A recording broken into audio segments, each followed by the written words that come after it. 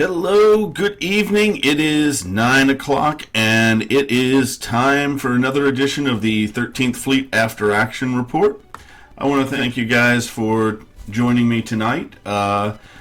We've got a good show, hopefully. One of my guests is not around and I'm still trying to negotiate to see if I can get our first guest on early, but we do have a lot to talk about today. It's going to be a very defensive-minded show. We're going to talk about what defenses are popular right now. Well, I shouldn't say it that way. I should say it more along the lines of I have picked out a couple of topics that are very big in defensive thoughts in both Armada and in X-Wing.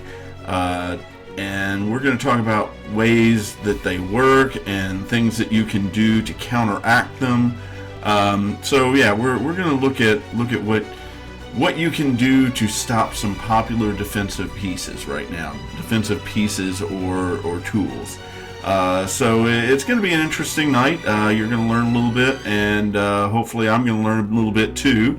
But before we go too deep, I do want to remind you that on tomorrow night at 6:30 we will be doing our Tuesday night X-Wing stream. I believe this time around I will be back on the stream, so you're going to see my Imperials on there. On top of that, we will also on Thursday be doing Thursday Night Armada, which I don't plan on being on that stream. I'm going to try to get some different builds in there. Maybe we can get Garrett on there, Admiral Tater, who is going to be my guest this evening a little bit later. Not entirely sure when we're going to get him on. I'm trying to bump him up first because my X-Wing guest, which was Chris Emick, is not on board right now.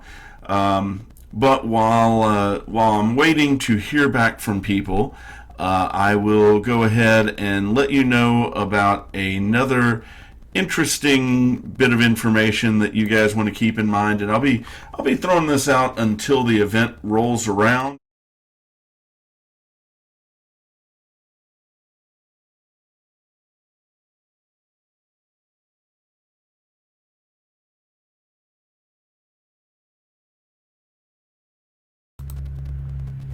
Okay, sorry about that. There was a little bit of a mix-up on the audio there. Wanted to let you know about the Hard Knocks Games Armada Store Championship, which is going to be on November 18th.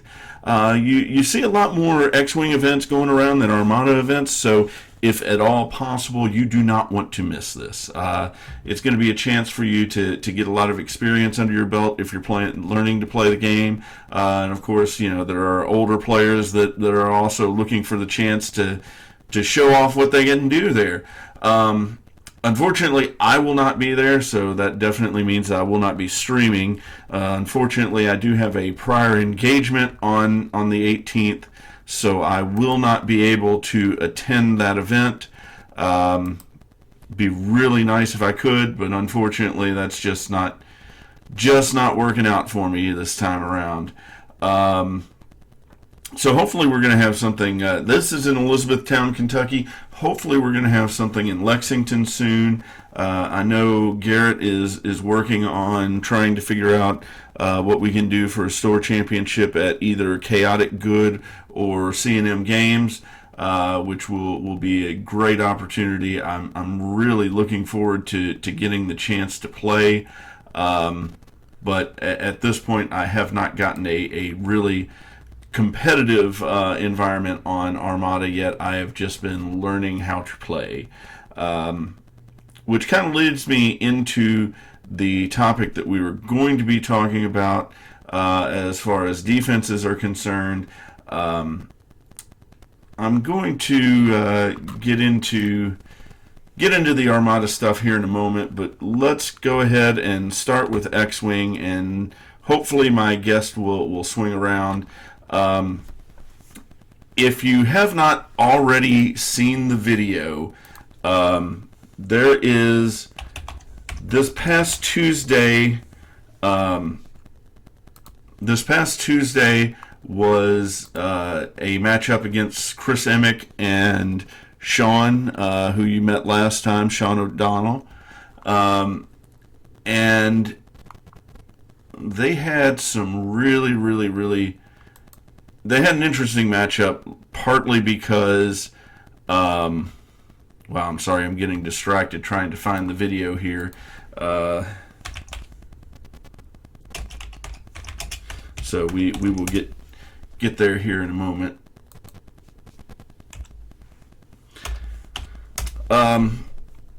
Sean was running his there we go. Sean was running his Republic fleet, which features a very prominent piece in the meta right now, which is Oddball. If you want to see how Chris did against that, you can go ahead and check out the Tuesday Night X-Wing on the 13th Fleet YouTube channel. It is up there. I think the video is actually, the unedited video is still up on Twitch right now, so if you wanted to check that out, you can definitely check that out.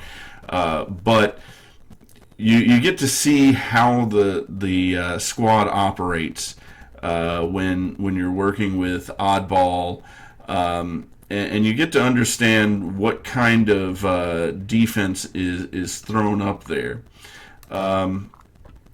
What we have going on here is Oddball takes hits for other people, and that can be kind of off-putting, and it can make it difficult to approach him. So what we're going to do, we're going to go ahead and try to get that image up for you here so that you can actually see what Oddball does and understand him a little bit better there. Get you out of my way so that... Okay, so after you fully execute a red maneuver or perform a red action, you may choose a friendly ship at range 0 to 3. And keep in mind, range 0 to 3 means that he can choose himself, because he is friendly to himself. And I think a lot of newer players in tabletop strategy games kind of forget that aspect, or don't really think of it that way. You think of a friendly character as somebody else on the team, but honestly, you're friendly to yourself. At least I hope you are. But anyway, after a ship at range 0 to 3 and an enemy ship at range 0 to 1, the chosen friendly ship gains a lock on the enemy ship. So essentially, he can do red maneuvers and pass out target locks, which is pretty potent. And then born for this, while another friendly ship at range 0 to 2 defends, if you are not strained, you may spend your focus and evade tokens as if that ship has them. If it does, you gain 1 strain token. Okay, so first off, this is the first part of the defensive conundrum that is Oddball. It allows him to pass off defense tokens to friendly ships. So, you know, somebody didn't get the focus, or somebody wanted to spend the points for that target lock, then they're going to go ahead and have the opportunity to spend Oddball's focus so that they can go ahead and get that defensive boost, so to speak. And then on top of that, you're gaining a strain token for doing that, and really, with the I'm sorry, I was misreading that. I was getting ready to say that with that, when you gain that strain token, you're going to be able to do the target lock, but that is not a red maneuver. So forget that I was saying that. Breaking things down on the spot without the assistance of my cohort here.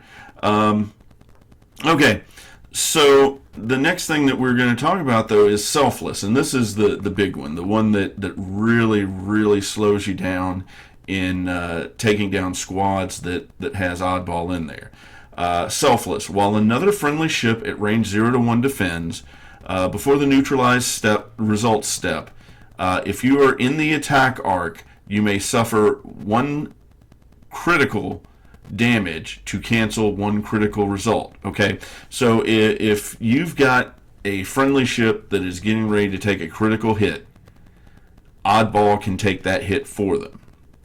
Now, you do have to be in arc, but Oddball has to be in the attack arc of the attacker, if I read this correctly. I wish I had Chris on here to verify that for me, but hopefully we'll get him on board here in a few minutes, and we'll be able to do that.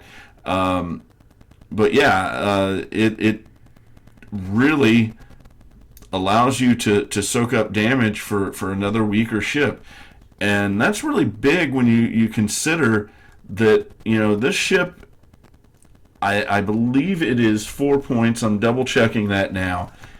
And it can soak up 10 damage. So, yeah, you're essentially eating a lot of damage that could be going into, say, Padme, who is also giving you some nice defensive bonuses. You're also, just a moment here, I am double checking point values here. Don't you love doing things on the spot?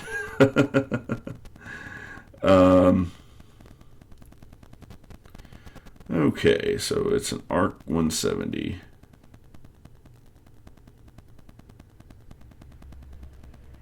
Okay, my fault. He is 4 points. So being able to soak up 10 points of damage on a 4-point ship, I mean, you're pumping a lot of damage into that, and you're not getting really much of a reward for it. But on the other hand, if you don't, you're going to be in a lot of trouble, because he is going to absolutely take control. All right, so it looks like Admiral Tater is ready to go, so we're going to pivot over to the Armada side of things. Let me just get him on the video call here, and we will be able to get things rolling here. Can you hear me? I can hear you. Can you hear me? Awesome. Yes, I can. I apologize for the short notice to bring you on board, but let me get the screen up here, and now we can discuss things. Thank you for coming on, Garrett. I appreciate it greatly. Heck yeah, man. Are we live now? Yeah, we are live now. I'm sorry, I was already into the start of things, and had to kind of pivot back and forth because my other guest has not shown up. Gotcha. Well, hi, everybody. So what I was discussing with folks right now is that we're going to look at some defensive things that people are using to bolster their fleets and their X-wing squads. And one of the big things that I have recently found out how much of a pain in the butt it is dealing with thermal shielding. And I'm calling up that image right now here. Let me get it built up. And if you could just do me a favor and explain to people exactly how this works.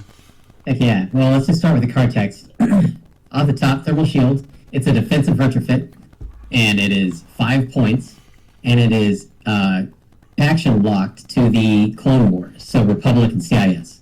It can only go on medium or large ships, so that's our first restriction. And then the text is, while defending, after the attacker gathers dice, you may spend 1 brace token. If you do, choose to remove half the dice in the attack pool, rounded down. And that is 2 sentences chock full of timing and restrictions. But yeah, let's talk about it. So thermal shields, I love to play the Republic a lot. This is a staple that I put on my Venators. It's tricky timing. So first off, it's a narrow window of when you can declare you're going to use thermal shields. And in a competitive environment, it is not your opponent's job to remind you that you have thermal shields. Okay? So when he is going to attack, you need to say, like, hey, let's talk about thermal shields. So, because at that point, he needs to gather his dice pool. And this is where things get tricky.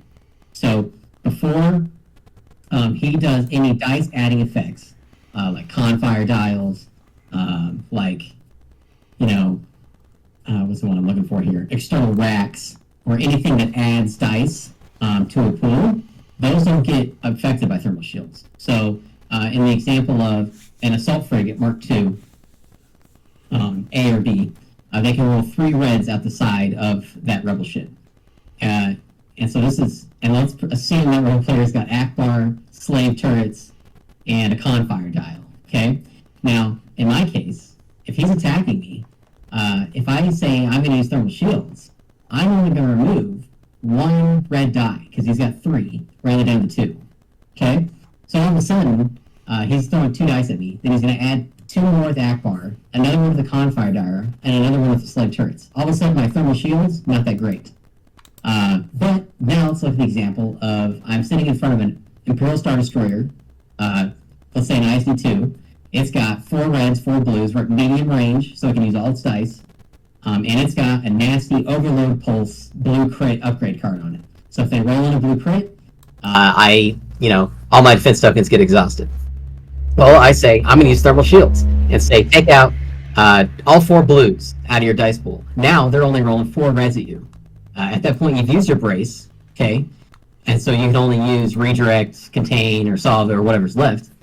So those are 2 examples of where thermal shields is really, really good, and an example where it's really, really bad. So it's a gamble. So I think for 5 points, compared to something like electronic countermeasures, which is 7 points, it's worth it's I think well played at 5 points, because electronic countermeasures can always work as long as it's a ready card and not exhausted. It can work on all your tokens, primarily your brace. I will say most people use it for that. And then compared to a defensive retrofit like early warning systems, it's also 7 points, I want to say. That's the one where you put a chaff token on one of your arcs, and if somebody's shooting at you, it's treated obstructed. And where that 7 points really comes useful is when someone's attacking with bombers that only has like a 1 die, like Y-wings with a black die, or TIE bombers with a black die. They can't attack you because the attack is obstructed with that early warning systems. And that's worth 7 points, in my opinion. But yeah, thermal shields are a unique flavor to the Clone War, and it's situational. It doesn't always work out for you. Well, it definitely made me pause when I was playing against it this past Thursday. And I mean, anybody who wants to watch that, the video is up on the YouTube channel, and I think it's still up on Twitch. So you can see how my hesitancy caused me to lose my Star Destroyer. And I don't know, was it smart to wait? I don't remember. I haven't seen the battle. I was there too, fighting on another table. Yeah, that's okay. I mean, essentially, given the firepower that I only had a front arc shot, so given what an Imperial 2 has, or no, it's an Imperial 1 that I was running, and I was at medium range. Should I have held back? And how do fighters approach this? Okay, so thermal shields are pretty useless against fighters, right? I mean, you're just not going to do it. Unless it's the only attack they have, and they've got a double blummer coming at you, like Merrick Steele. Let's say, for instance, you take away one of his dice. But in your case, when you're fighting a ship that has thermal shields, if you're going to attack that ship, you have to make sure that you can overload the brace. So you have to be able to do an attack and have at least another big dice pool coming up second, right? Mm-hmm. Or have another ship and a bombing run ready to go against it. So you have to layer your attacks. And thermal shields is really strong against an all or nothing thing, like a Super Star Destroyer's front arc, or an Onager shot that's coming at you. Well, I think I was trying to get my fighters into position to wear out the tokens, because I was running Sloan. So, I mean, Sloan is good about taking away that particular advantage. But unfortunately, my fighters got bogged down in a dogfight, and so I wasn't able to get to him right away. Yeah, thermals are good. So specifically against Sloan, let's talk about that. So the way thermals work is, if you get declared a target by Sloan, you can use thermals to spin your brace And then on that Sloan attack, they can't spend your brace because it's already been spent during that attack. So if you're expecting only one Sloan shot, or it's like the last Sloan shot or something, you can basically protect your brace. And if you've got a plan to refresh it with like Luminara or Grievous or anything that brings defense tokens back, I mean that's a tactic. That's kind of very situational. But against Sloan, thermals aren't that great. But Sloan is one of those fleets. If you're flying against Sloan, you got to be very prepared to deal with the fighter ball. But if you're Sloan flying into thermals, it's a pretty good situation to be in because you can really strip away their one defensive retrofit before the battle even gets going. But that's all if you can get your fighters through. Now, you mentioned about Kraken and Luminari being good ways to bring back tokens, and I've not really looked at them terribly much. I'm going to go ahead and try to fetch those cards. If Grievous and Luminara. Grievous, I'm sorry. Why am I saying really, Kraken? There's Taj, General Taj in the Empire, Grievous for the CIS, and Luminara for the Republic. And unfortunately, the rebels, or I guess their officer Walix Blissix, right, can bring back a defense token, which is really useful. But Luminara is a hard counter to Sloan, right? Because the wording on the cards gives Luminara an out. Because on Sloan's card it says you spend. The player who Sloan spends a defense token on Luminara's ship. But Luminara's card says when Luminara's player spends a token, one or fewer, they get the refresh token. So they can immediately ready that token that the Sloan player just exhausted. So it immediately negates Sloan's effects completely. And then Grievous's ability is not as easy to counter. It's not automatic. His is where if a ship or a squadron dies within distance 5 of a ship or a unique squadron, you can ready or get back a discarded defense token, which is very powerful, especially, if you're a cheeky Grievous player and you're not playing against a heavy squad list and you've got like 5 vultures with you, you can put them on the table to where you can just fly them off the board and kill them yourself to ready and get back defense tokens on your own ship. Or suicide them into a squadron situation where they have to get killed by the other player to get your defense tokens back. Right? And then General Taj, his ability is you pick 2 non-consecutive rounds and each ship gets to get back a defense token they discarded, which is the weakest of those options. And then, of course, Walix Blissix is a really good defensive officer to put on rebel ships because you can blow a defense token and then get it back. And, of course, he's just an officer, so he's not an actual fleet commander. You don't have to devote that resource to... Yeah. Okay. He's a really good combo with Krista Agate, right? Because she discards a defense token that got accuracy to spend it, and then he can get that defense token back on the next round. And I mean, a lot of people will probably think, and I know when I first started playing the game as well, I was along these lines, that one-time deal just didn't really make it worth the points.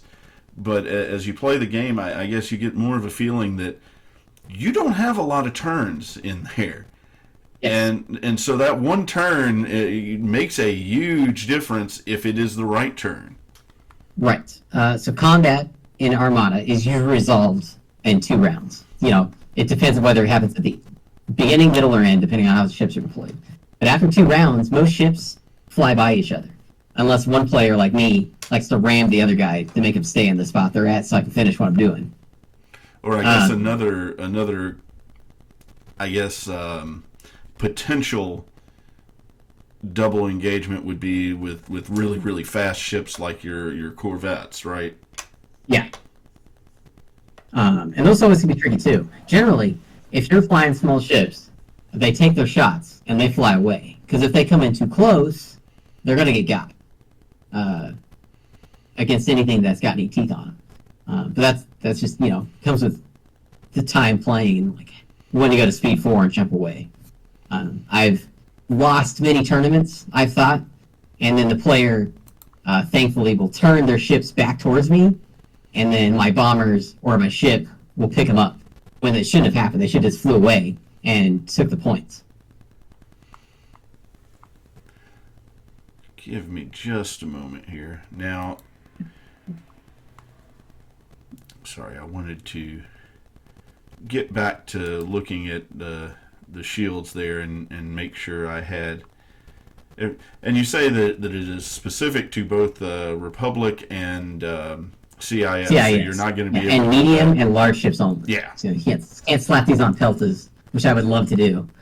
Well, I mean, I was Republic Peltas are beefy. After having the experience that I had.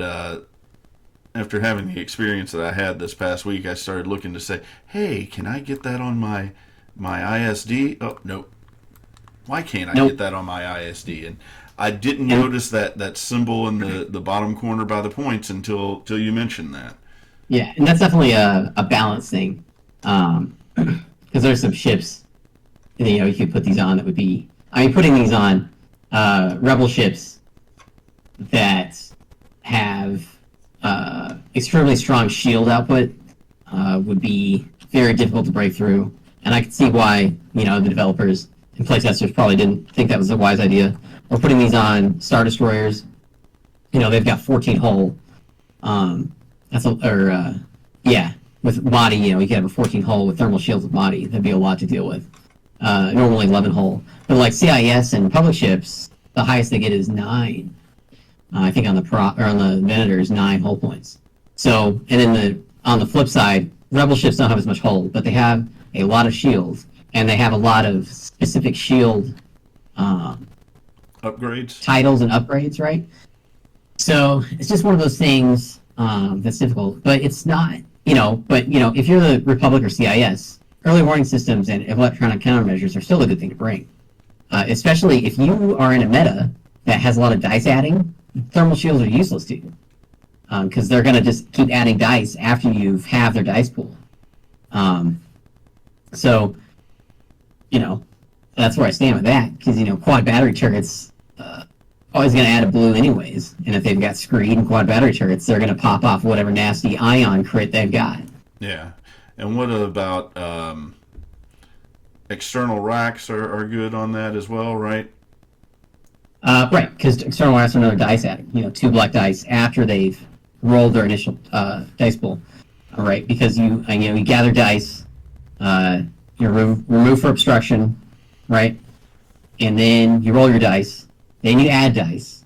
Then you do dice fixing, okay, and then your opponent spends their defense tokens, right, and they adjust your evade, rerolls, or cancels.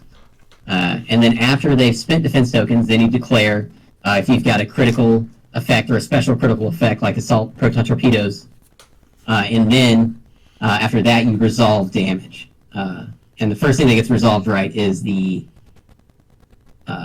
critical face-up card. You read that off, resolve that, and then you apply the rest of the damage. Okay. Let me be clear on this. Some of my X-Wing viewers will be kind of confused on this because it works a little bit different as far as face-up damage is concerned. When you get what's called a crit-enabled hit, you are only flipping 1 crit, correct? That's right. So if you roll dice and you get a critical and it goes to the hull, if the enemy ship does not contain that critical, it contains a defense token that can contain it. Basically, exactly what it means. Contains the critical. But if they don't, then the first card that's dealt to that ship is dealt face up. And then you have to resolve whatever that card says. And then there's, upgrades, like I believe it's XX9 turbo lasers allow you to deal the first 2 cards if you get a critical or face up. Not always easy to do, usually late in the game. Usually by the point you're dealing more than 2 damage to a hull, with a critical, you're probably going to destroy the ship anyways, so it's not a great upgrade to bring. But, now, and then there's non-standard critical effects in Armada. Like, for example, my favorite is Assault Proton Torpedoes.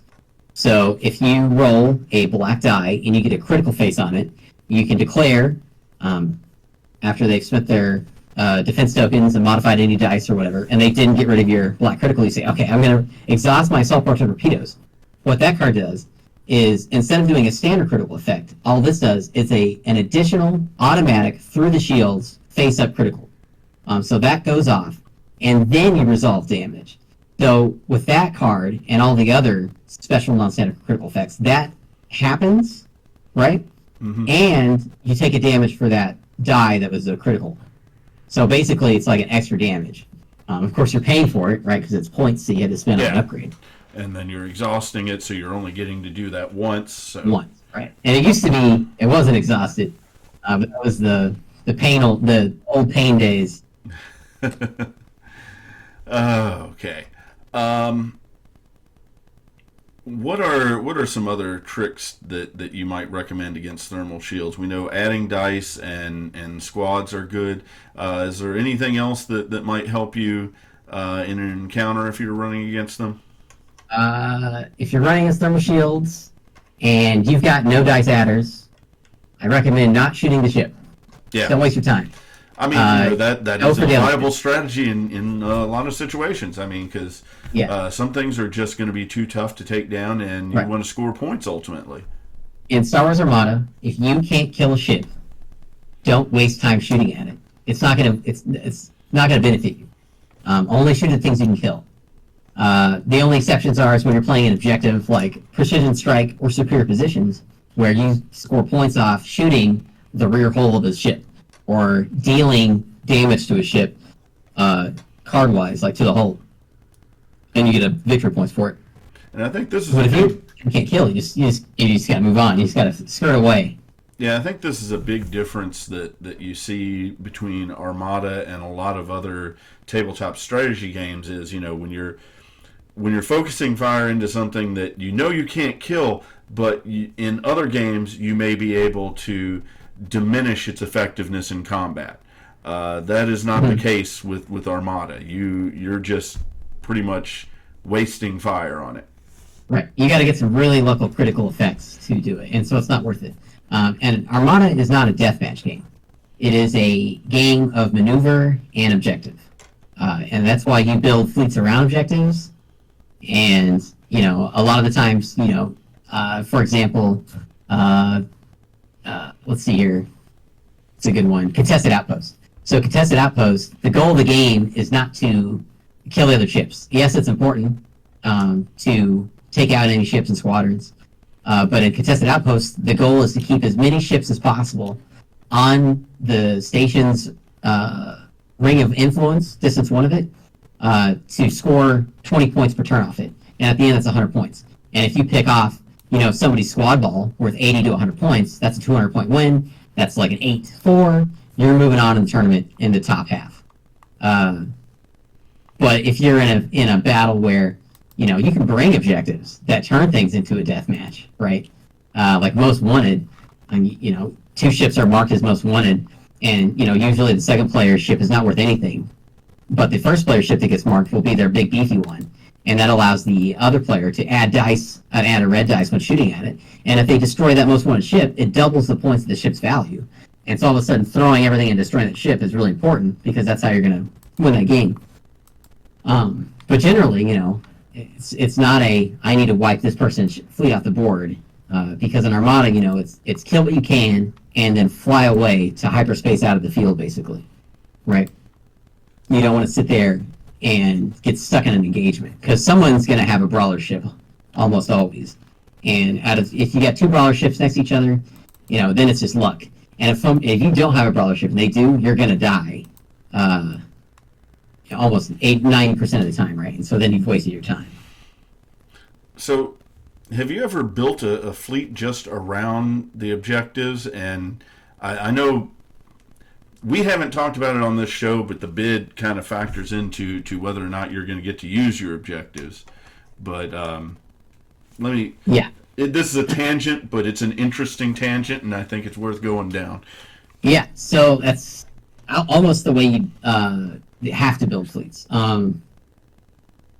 So let's say this first. You can build a fleet that you don't care if it goes first or second.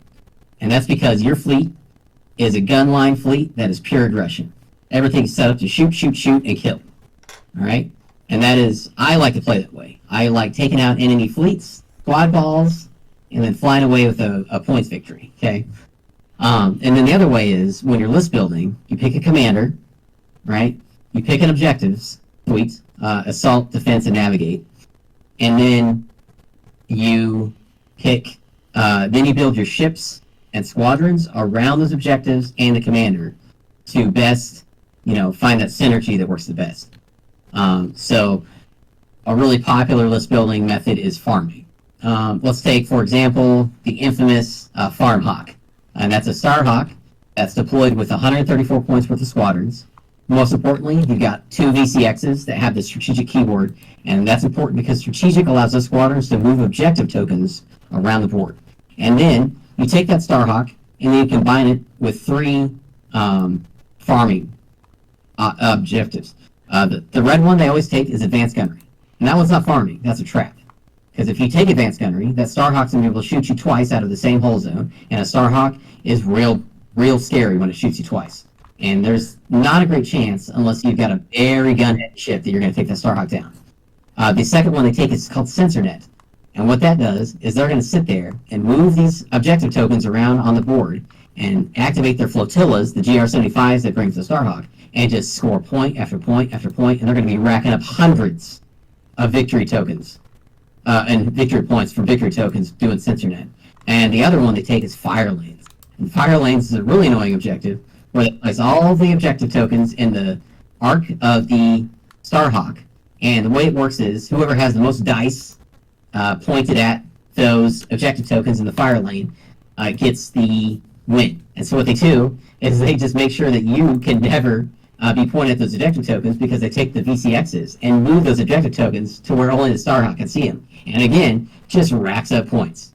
And then that fleet takes a big. And you can do this with the CIS, with Camp Dooku, with this abandoned mining facility, and just sit there and raid the enemy ships so they can't use engineering commands to gather points from the abandoned mining facility, and only he can.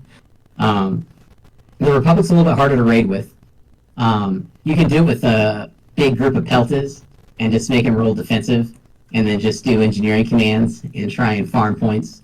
And then, of course, the Empire can do it too with their interdictor, because the interdictor's got an insane engineering value of 5. And most of these farming lists are based off engineering, or that strategic keyword, which the Lambda is what does it for the Empire. But the CIS and Republic don't have a strategic squadron yet, so I'm hoping to see one in a future, I hope a squadron pack, or Rapid Reinforcements 3 maybe. Yeah, I know. There was a video a few days back, I think, with Kravik, and he was talking about upgrades that, or packs that should be seen, like there were doing the individual ships for the CIS and the Republic out of the starter packs, and actually adding new cards to those, so that it'd be a win-win for everybody. I mean, you'd probably be paying more money for each individual ship when you look at the overall pricing for things, but you're also getting new cards in there, which will make the older players want to pick those up. And overall, it would be cheaper just to get the one ship if you don't want the whole batch of them. Right. Yeah, I'd love to see that. We'll just have to wait and see. It's going to be years before we see more product, probably. I think so, too. I think a lot of that has to do with retooling factory lines that, take a while. You've only got so much factory space, and I mean, you've got... Right. And then the other thing is, and I want to, if people listen to this, Armada has a ton of stuff at this point. The game's been out for 8 years. There's 4 factions, and everyone's like, oh, the Republican CIS doesn't have enough options. I'm like, I encourage you to play all, 1,000 combinations of stuff you can do. But there's just a ton of replayability. It's not like, I respect and like X-Wing a lot, and it's had some rough times lately, but, there's a ton of X-Wing content that exists that just isn't carried forward, if that makes sense. There's just a bunch of products from 1.0 that's not really in play 2.5. Right. But in Armada, everything's at play. I think we've only had 2 cards get banned, and then we recently had 2 cards that got banned and replaced with different versions of the card. So, and that's it. Other than that, everything you buy is completely usable and playable. I'm going to swing back to the objectives that you were talking about here, because one thing that confused me when I first started playing, and it didn't take me long to figure it out, but on the other hand, I think it's worth pointing out, is that, while it says you're gaining one victory token, for like contested outposts, which is what I've got up in the window now, that one victory token is worth 20 points. You see that number in the corner there. There's a reason that number is there, and it the first couple times I played Armada, I did not get that. I feel kind of stupid for not getting it, but no. I mean, there's a lot of layers, right? Check out Capture the VIP, right? Let me call It's a one-time thing. There's a token to capture, and it's worth 50 points at the end of the game. So you combine that 50 points, and you kill off their squad ball, right? You bring a really strong squadron setup, 50 points plus 134 squadron. That's 184 points. You won the game hard. Contested outposts is like that. Let's see here. There's other ones that really rack up. I think it's Station Assault. It's like 40 points per station if you could take them out. So if you take out both stations under Station Assault, that's 80 points. And if you protect both stations, you get 80 points. So that's a fun one. I feel like it'd be difficult protecting stations, though. I mean, when you've got that big of a target out there that is not maneuverable, it's not going anywhere. You know where it's going to be, so... Right. It's a good one to play through Starhawk, because you just park it. Okay. Park it there. I guess it'd be good with an SSD, too? I'm sorry, what did you say? It'd be good with an SSD as well? Yeah. And some of these objectives are brutal. Like, let's take... SensorNet I mentioned earlier, where you can just keep stacking points. But like superior positions, so that one is, after a ship or squadron performs an attack against the rear hull zone of another ship, if this defender suffers at least 1 damage, you gain a victory token. So let's say I shoot a ship in the rear, I don't know, twice with a ship, and then I send in 6 bombers, and all 6 of them get a hit. That's 8 tokens from 1 round, each worth 15 points. Yeah, this is one of the objectives that I do run in my Sloan list. I think it's kind of a no-brainer for that one. Yeah, but it can definitely get flipped on you because it applies to both players. Right. So you got to be careful. I run it too in my Republic fighter list, and it's usually what gets chosen. Because I like to bring really annoying things like surprise attack. Well, and the other thing about superior positions, of course, is that it forces your opponent to play before, or to set up before you do. That's right, which is really powerful. And that's another thing. So there's multiple objectives that let you do that, and they're good to put in your suite because if you've got a fleet, and this is a good example of fleet building. If you've got a fleet that's only got a couple ships that you've put a Christmas tree of upgrades on. Sorry, excuse me. A Christmas fleet up, like a Christmas tree is what they call it. They load it all up, and you've got like 2 ships, and maybe like 4 TIE fighters or something. You've only got 4 deployments, and so if you get second player and they pick one of your like Solar Corona or superior positions, they have to deploy everything first. That way, it makes it a little bit easier on you, and where you can put your ships. Yeah, now you'll see where everything goes down. We got a viewer comment that says it seems a little bit broken, and I'm not sure what you were referring to because I didn't catch the message when it came through, so I'm kind of curious as to what exactly you're saying is a little bit broken so that we can clarify on that. Oh, yeah. I mean... There's a lot of things that seem a little bit broken. Yeah, well, there's a lot of things that seems broken until you find a way to deal with it. Yeah. Sloan is a horrible experience to fly against as a new player. If you're not prepared for what she's about to do to your ship and strip all your tokens off. Yeah, Jason was not happy the first time. Oh yeah, it's really frustrating. If you're a Sloan player and you run into a hard counter like Luminara at tournament, I mean, you're done. So he was talking about the one victory token. He put point, but I think he meant token, being worth so many points. And a lot of that is that you've got to consider how difficult the particular objective is over the course of the game.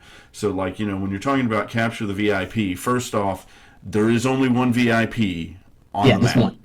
And nobody might win it. It could just ship could get destroyed, and that token just sits there, and nobody picks it up. Yeah, yeah. But then once you have that token, you have put a target on your back. Because if that ship is destroyed, then the VIP gets put back out on the map, and somebody else can grab it. Right. And it's not a guarantee. Like spear positions, listen, as much as I like to say it's possible to get 8 tokens off it, it's not really easy all the time to get behind a ship and then start shooting at it and get damage through. Right? A lot of things have to go right for it to go down. If you're flying against if you are a player who doesn't have any squadrons, and you're flying against a fleet that's got 134 points worth of squadrons, and you pick superior positions, that's your own fault that you pick that objective. Because you have no defense against all those squadrons buzzing around the back of your ship. I have done stupid things like this. It just happens. Everybody does. So you should have picked one of the yellow or red objectives to not have that happen to you. But if you have 134 points worth of squadrons and you think you can take his out, you take his superior positions and you eat his lunch, right? I drink your milkshake. Right. Yeah, objectives are great. There's some that are kind of so-so. I mean, it's hard to make everything in every game work. Yeah, I had never actually considered building using the objectives as the foundation of the build, and that's actually given me another thing to think about, but I have to think about that later because I am still practicing this fleet and learning to fly it, and so once I feel good about this one, then I can start looking at other possibilities. 100%. Now, there's one other thing that I want to talk about that really is not strategy or anything like that. I feel like you have actually gone to this place and might be able to tell some folks a little bit more about the Hard Knocks Store Championship that's coming up. Oh yeah, super excited about that. We are at 19 players right now. Last time we checked. Let me check right now. 19 at 20. So we got one slot left. Hard Knocks Games. It's in Elizabethtown, Kentucky. It's a really nice store. It's really big, which is my favorite part. It's tons of room. Tables are huge. Tons of space to walk around, put your stuff. The play space is separate from the store space. It's like in the back of a warehouse. Really nice owners. I've been there a couple times. It's a great place to do. That's where we used to have one of the old, when they did regionals. That was always one of the Kentucky regionals, was at Hard Knocks.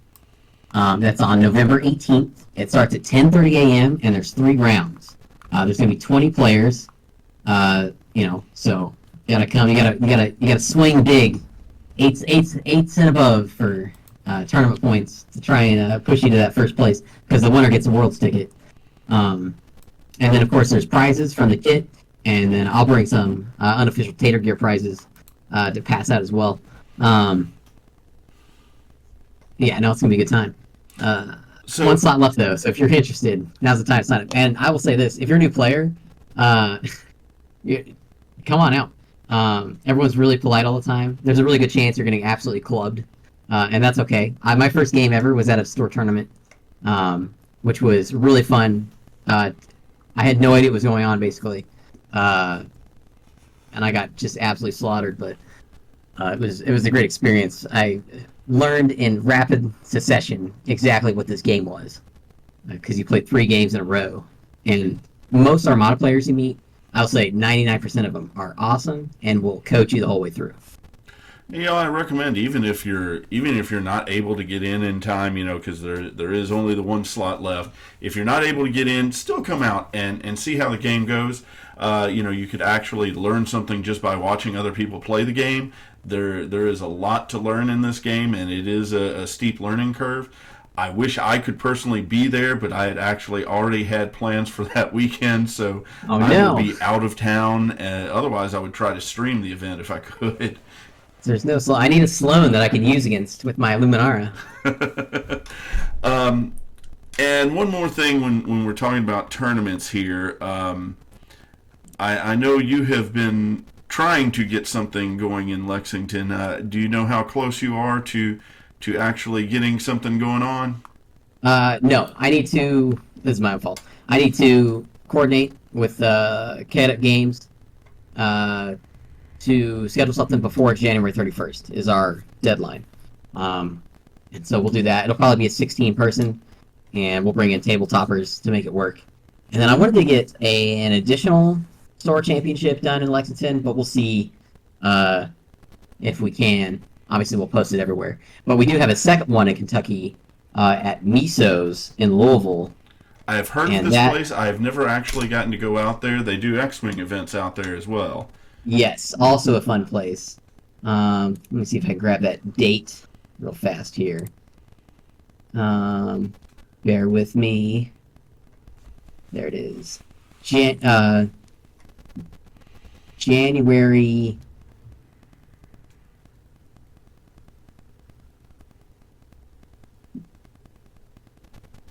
13th. That's it. January 13th. So it's also close to that cutoff point for the 31st. And that's, of course, to get a world's ticket for the Adepticon World Championships.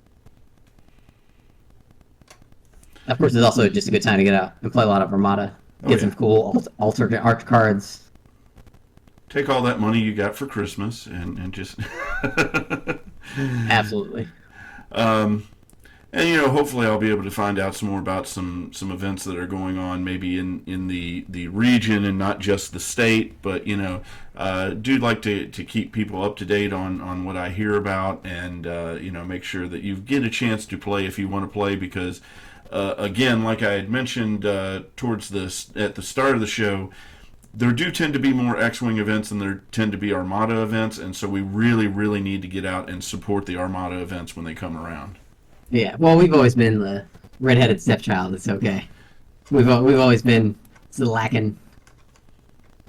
There's a lot more skill that goes into it. A lot less luck. Oh, wait, a lot. Both are very complex. They are. Yeah, and I do thoroughly enjoy both games. Otherwise, I wouldn't be doing a podcast on both of them. I just take the cheap shots where I can because I like to have fun. Well, I want to thank you for being on, and I will catch up with you on Thursday. Do you want to play on the stream Thursday? Yeah, I was actually thinking about it since I haven't been on there yet, so I'll rotate in. Okay. Yeah, we'll get you on there. I was determined not to be on the stream this time so that people could see, a good game. So maybe we can get you up against get somebody who actually knows what they're doing. Yeah, Ruben and I are bringing some dastardly fleets. So he's got a Garbel Iblis Legends inspired fleet he's gonna bring from the Thrawn trilogy, and then I've got a hardcore Luminara Arc 170 build. So all right, well I'm anxious to see it, and I will talk to you later. Thanks again. All right, thanks, Chris. See ya. So let me go ahead and kill this image here, and we can say that is just about all that we've got this time around. I was really hoping to have Chris on here and talk a bit about Oddball and X-Wing because he is a complicated puzzle as well. As you picked up on the talk about thermal shielding, it has some similarities there. So hopefully maybe I'll get him on next week. I am planning on being on the stream for X-Wing tomorrow, so hopefully you can join me and watch me see if I can learn to fly the Decimator finally. But other than that, I want to thank you guys for watching, and be sure to subscribe to the channel. You can also check out older episodes once they fade off of Twitch. You'll be able to see them on the YouTube channel. So again, thank you so much for watching, and I hope you guys have a good night.